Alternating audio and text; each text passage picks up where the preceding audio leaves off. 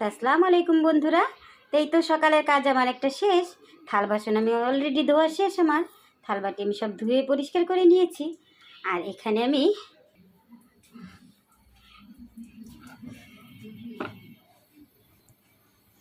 তো ডালটা ধুয়ে বসিয়ে দিয়েছিলাম, পাতিলটা ধুয়ে।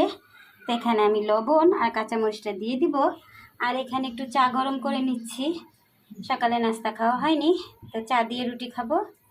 ডালে আমি লবণটা দিয়ে দিলাম আর দিয়ে দিব কাঁচামরিচ। তো ডালটা আমার বলক আসলে তারপর আমি দিয়ে দিব হলুদের গুঁড়া। আর ভাতের চালটা আমি ধুয়ে রেখেছি। চাটা গরম হলে ভাতটা আমি ওই চুলাতেই বসিয়ে দিব। এই চুলাতে আমি ভাতটাও বসিয়ে দিলাম। আর এখানে আমার চাটাও গরম হয়ে এসেছে। এখন আমি পরোটা দিয়ে একটু খেয়ে নিব। তো ডাল আর ভাতটা আমি বসিয়ে দিয়েছি আর থাল বাসনটা ধুয়ে নিয়েছিলাম। তো আসার সময় বেগুন নিয়ে এসেছিলাম সকালে। তো বেগুন দিয়ে আর আলু দিয়ে ছুরি মাছের শুটকিটা রান্না করব।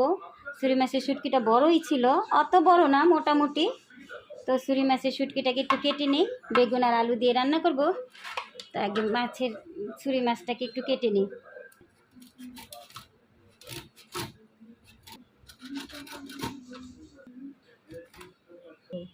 শুটকিটা তো আমার কাটা শেষ। শুটকিটাকে আমি টেলে একটু ভালো করে গরম পানি দিয়ে ধুয়ে নিব। তো গরম পানি দিয়ে ধুয়ে পরিষ্কার করে গরম পানি দিয়ে একটু ভিজিয়ে রাখবো। তো ভিজিয়ে রাখলে এই শুটকিগুলো একটু ফুলে ওঠে। এখন আমি বেগুন আর আলুটাকে একটু কেটে নিচ্ছি।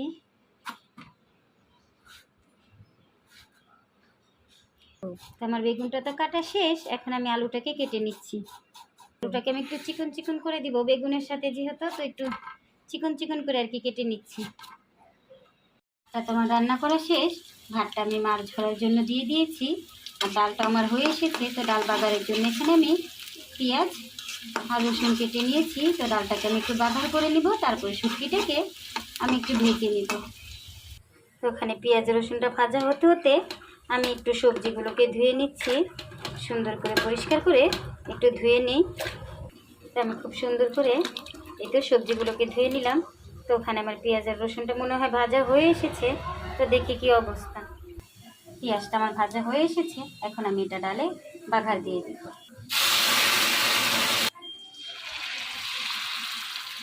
ডালটা তো আমার বাঘার করা শেষ।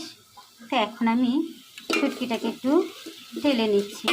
তো টেলে আমি এটাকে একটু গরম পানি দিয়ে ধুয়ে পরিষ্কার করে, তো গরম পানি দিয়ে একটু ভিজিয়ে রাখবো।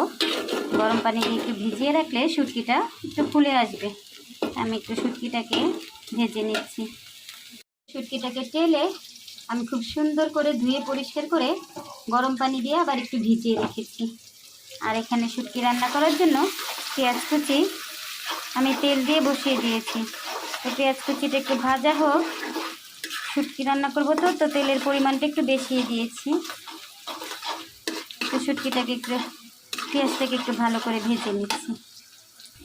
পেঁয়াজটা তো আমার ভাজা হয়ে এসেছে। তো আমি দিয়ে দিলাম লবণ। এখন দিয়ে দিব পানি, দিয়ে দিলাম আদা রসুন বাটা, হলুদের গুঁড়া দিয়ে দিলাম, মরিচের গুঁড়া দিয়ে দিলাম, ভাজা জিরার গুঁড়া আর দিয়ে দিলাম ধনিয়ার গুঁড়া। এখন একটু ভালো করে আমি মশলাটাকে কষিয়ে নেব। আমি একটু নেড়ে চেড়ে ভালো করে একটু কষিয়ে নিই। মশলাটা তো আমার কষানো শেষ। এখন ধুয়ে রাখা সবজিটা আমি দিয়ে একটু কষিয়ে নেব।